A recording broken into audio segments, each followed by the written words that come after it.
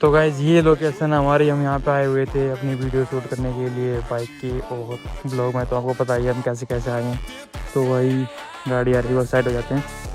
खेत हैं यहाँ पर, खेत हैं तो यहाँ पर सरसों, अभी इस टाइम सरसों का सीज़न चल रहा है। तो भाई इस टाइम पे सूरज हो और ये जो एक व्यू है ना, ये बहुत अच्छा हो जाता है। तो इससे बढ़िया वीडियो रिकॉर्ड हो जाती है। तो भाई हमने अपनी वीडियो रिकॉर्ड कर ली है, अब टाइम हो गया है ज़्यादा, तो भाई अब चलते हैं अपने वापस घर। तो ठीक है भाई।